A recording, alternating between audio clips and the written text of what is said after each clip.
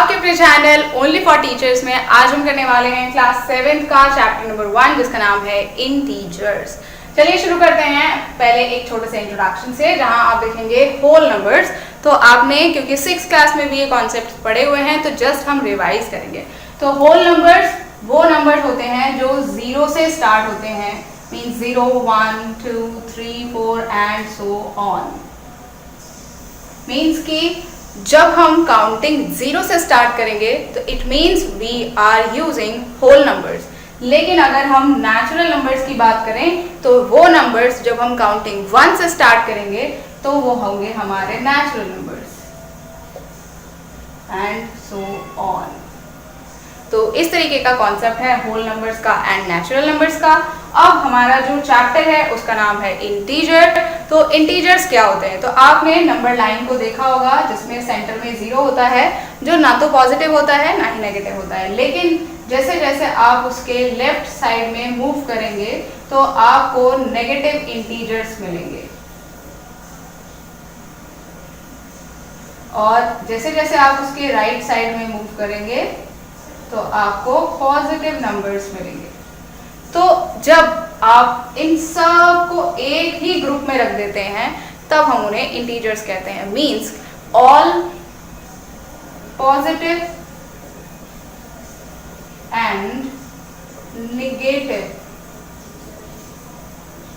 Numbers along with 0 are called integers. तो it means कि आपके पास जब कभी भी पॉजिटिव और नेगेटिव जिसके साथ में 0, जिसे ना तो पॉजिटिव माना जाता है ना नेगेटिव माना जाता है, इन सभी को आप एक ग्रुप में रख देते हैं तो उन नंबर्स को हम बोलते हैं इंटीजर्स। उम्मीद है आपको पता चल गया है कि इंटीजर्स क्या होते हैं। अब हमें ये देखना है कि हम जो ये चैप्टर पढ़ रहे हैं उसमें एक इम्पॉर्टेंट कॉन्सेप्ट है कि हम किस तरीके से इंटीजर्स को अपनी लाइफ में देखते हैं। तो आपने कभी ये सोचा है कि जब आप कहते हैं मैं 3 स्टेयर्स ऊपर जा रहा हूँ, मीन्स जिस स्टेयर पर आप हैं उससे 3 स्टेयर ऊपर जा रहे हैं। तो ऊपर जा रहे हैं मीन्स ऊपर जा रहे हैं, बढ़ रहे हैं। मीन्स अगर आप 3 स्टेयर्स पर थे और आप 2 स्टेयर और चढ़ जाते हैं तो आप +2 करते हैं। लेकिन आप नीचे जाने के बारे में जब बात करेंगे तो आप 3 स्टेयर पर हैं और 1 स्टेयर नीचे उतर जाते हैं तो आप कम हो जाएंगे, मीन्स माइनस करेंगे। तो ऐसी सिचुएशन में आपको एक फिगर मिलता है कुछ इस तरीके का। तो आप यहाँ देखेंगे, इसे एक्स एक्सिस कहते हैं, इसे वाई एक्सिस कहते हैं। तो ये आपका पॉजिटिव साइड होता है, ये नेगेटिव साइड होता है। और जैसे जैसे आप ऊपर की तरफ जाते हैं आप पॉजिटिव होते जाते हैं, और जैसे जैसे आप नीचे की तरफ जाते हैं नंबर्स नेगेटिव होने लगते हैं। इसको मैंने एक बहुत ही सिंपल और प्यारी सी ट्रिक बनाई है कि ये आपका राइट साइड है, जिसे हम राइट हैंड साइड भी कहते हैं। इसके लिए आप ऐसे कुछ इमेजिन कर सकते हैं कि जब आप कोई अच्छा काम करते हैं तो आपके पॉइंट्स आपकी लाइफ में बढ़ते जाते हैं। मीन्स कि आपने कोई अच्छा काम किया, मीन्स आपने फर्स्ट क्लास में बहुत अच्छा अटेम्प्ट किया, आप फर्स्ट क्लास पास कर जाएंगे और सेकंड क्लास में चले जाएंगे, इस तरीके का। और या फिर लोगों की नज़रों में आपकी वैल्यू बढ़ जाएगी। तो जब आप राइट काम करते हैं तो नंबर्स पॉजिटिव होते जाते हैं, और जैसे आप गलत काम करने लगेंगे, मीन्स जैसे आप लेफ्ट हैंड से राइटिंग लिखते हैं तो ये गलत माना जाता है कि आप लेफ्ट हैंड से नहीं लिखे, ये गलत आदत होती है, आपको राइट हैंड से लिखना चाहिए। तो जब आप ऐसी कुछ आदतें विकसित कर लेते हैं तो आपके पॉइंट्स लोगों की नज़रों में कम होने लग जाते हैं। तो इस तरीके की जो चीज़ें हैं उसको मैंने, ये किसी के लिए क्रिटिसाइज नहीं किया गया है, ये सिर्फ एक एग्जाम्पल है, एक ट्रिक है, जैसे कि आप इसमें जो पूरा सिस्टम है उसे समझ सकें। तो आप यहाँ देखेंगे कि जैसे आप गलत काम करते जाएंगे आपके जो नंबर्स हैं वो नेगेटिव होते जाएंगे, मीन्स -1, -2। तो ये जो लेफ्ट साइड है वो आपकी नेगेटिव की होगी। अब आप जैसे जैसे अच्छे काम करते हैं वैसे वैसे आप ऊपर की तरफ बढ़ते जाते हैं, और जैसे जैसे आप गलत काम करते हैं या गलत सोच रखते हैं तो आपके पॉइंट्स कम होने लगते हैं आपकी लाइफ में। तो इस तरीके से आप जब अच्छे काम करेंगे तो ऊपर की तरफ जाएंगे और आपको पॉजिटिव नंबर्स मिलेंगे, और जैसे जैसे आप गलत काम करेंगे आप नीचे की तरफ जाएंगे और आपको नेगेटिव पॉइंट्स मिलेंगे। मीन्स कि ये जो सिस्टम है वो रियल लाइफ में भी इसी तरीके से काम करता है। अब आपको मैं कुछ एग्जाम्पल्स बताती हूँ। जैसे कि अबव सी लेवल। तो अगर सी लेवल से ऊपर की बात कर रहे हैं, इसका मतलब हम पॉजिटिव की बात कर रहे हैं, क्योंकि हम बढ़ रहे हैं, ऊपर की तरफ जा रहे हैं, तो जो भी वैल्यू होगी वो पॉजिटिव वैल्यू होगी। और अगर हम बात करें बिलो सी लेवल, तो इस सिचुएशन में मींस कि हम सी के अंदर जाते जा रहे हैं, तो उस सिचुएशन में आपको जो वैल्यू मिलेगी वो होगी नेगेटिव, मींस कि आप नेगेटिव पॉइंट्स गेन करेंगे। तो आपको कुछ टर्म्स हैं जो इस चैप्टर में यूज की गई हैं और उससे रिलेटेड क्वेश्चन भी पूछे गए हैं। तो आपको ध्यान रखना है कि जब कभी भी किसी चीज़ से कोई कम हो रहा है, किसी भी चीज़ से हम नीचे जा रहे हैं, तो हमारी जो वैल्यूज होंगी वो माइनस होंगी, यानी नेगेटिव होंगी। और जैसे जैसे हम अच्छे काम कर रहे हैं या ऊपर की तरफ बढ़ रहे हैं और कोई भी इंक्रीजिंग काम कर रहे हैं, तो ऐसे सिचुएशन में जो वैल्यूज होंगी वो पॉजिटिव आएंगी। तो चलिए आप इसमें कुछ न्यूमेरिकल्स एक बार हम देख लेते हैं जो इसमें पूछे गए हैं और बताए गए हैं। जैसे कि आप देख रहे हैं बोर्ड पर मैंने 5 क्वेश्चंस को लिखा है एंड यहाँ पर आपको ये जो स्टेटमेंट्स हैं उनको इंटीजर्स के फॉर्म में लिखना है। तो आप यहाँ देखेंगे 5 centimetre above the sea level, means कि सी लेवल से अबव 5 सेंटीमीटर, मीन्स कि 5 सेंटीमीटर से अबव, तो अबव वर्ड जैसे ही आएगा पॉजिटिव साइन, और 5 सेंटीमीटर की बात की गई है तो +5। अब 500 rupees debited from my account, means कि मैंने डेबिट कर लिए यानी निकाल लिए अपने अकाउंट से 500 रुपीज। तो इट मीन्स जब निकाल लिए हैं तो कम हो गए मेरे अकाउंट में, तो जब कम हुए हैं तो यहाँ साइन आएगा माइनस का और 500।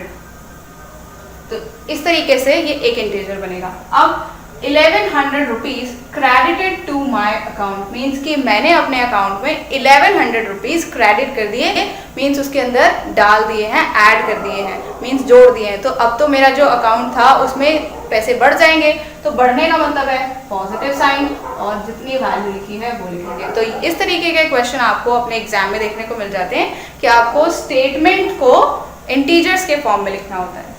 1 kilometre below the sea level, means कि 1 किलोमीटर कम, मीन्स नीचे जा रहे हैं सी लेवल के, तो यानी कि कम है, यानी कि बिलो यानी नीचे जा रहे हैं, तो माइनस का साइन और सी लेवल का 1 किलोमीटर।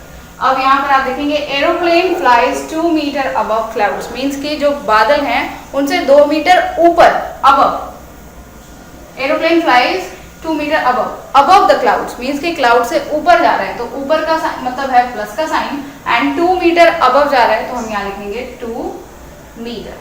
तो इस तरीके से हम स्टेटमेंट्स को इंटीजर्स के फॉर्म में चेंज कर सकते हैं। अब हम कुछ प्रॉपर्टीज को जानते हैं कि इंटीजर्स की अपनी कुछ प्रॉपर्टीज होती हैं, जिनमें से 2 प्रॉपर्टीज के बारे में हम आज बात करेंगे और बाकी प्रॉपर्टीज के बारे में हम नेक्स्ट वीडियो में बात करेंगे। तो चलिए पहले देखते हैं क्लोजर प्रॉपर्टी को। तो क्लोजर प्रॉपर्टी जो है वो एक ऐसी प्रॉपर्टी है जिसका कहना ये है कि अगर हम किसी 2 इंटीजर्स को ऐड करते हैं तो आंसर इंटीजर मिलता है, या फिर हम किसी एक इंटीजर से दूसरे इंटीजर को सब्ट्रैक्ट करते हैं तब भी आंसर इंटीजर मिलता है, और अगर किसी इंटीजर को दूसरे इंटीजर में मल्टीप्लाई करते हैं तब भी आंसर इंटीजर मिलता है। चौथा जो इसमें ऑप्शन आता है कि अगर हम किसी एक इंटीजर को दूसरे इंटीजर से डिवाइड करते हैं तब भी आंसर इंटीजर आता है। इस प्रॉपर्टी के अंदर ये कहा गया है। तो चलिए एक बार चेक करके देखते हैं।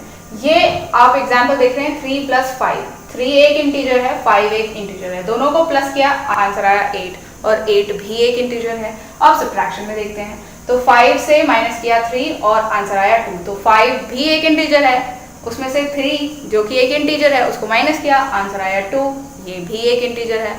अब एक और एग्जाम्पल देखते हैं जिसमें मल्टीप्लिकेशन होगा, 2 × 5 बराबर आएगा 10, इसका मतलब 2 भी एक इंटीजर है, 5 भी एक इंटीजर है, दोनों को मल्टीप्लाई किया आंसर भी इंटीजर ही आया।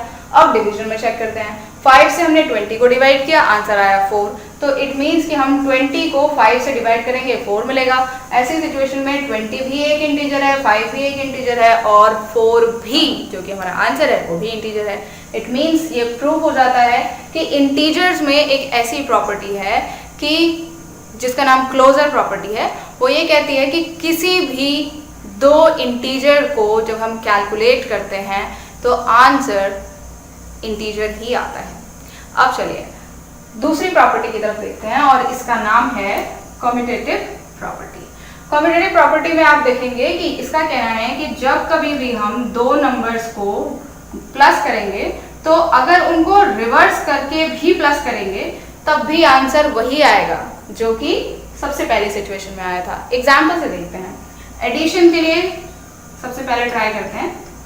तो एडिशन में आप देखेंगे 3 + 5, मैंने 3 को 5 में प्लस किया तो अब आंसर 5 + 3 मीन्स मैंने अब 5 को 3 की जगह और 3 को 5 की जगह कर दिया। ऐसी सिचुएशन में भी आंसर दोनों का 8 ही आएगा। इस प्रॉपर्टी को कहते हैं कम्यूटेटिव प्रॉपर्टी की जब हम ये कहते हैं कि दो नंबर हैं, अगर उनको हम चेंज भी कर लें, उनका प्लेस चेंज कर लें, तब भी जो प्लस है वो दोनों का सेम ही होगा। ये चीज हम मल्टीप्लाई में भी करके देखते हैं।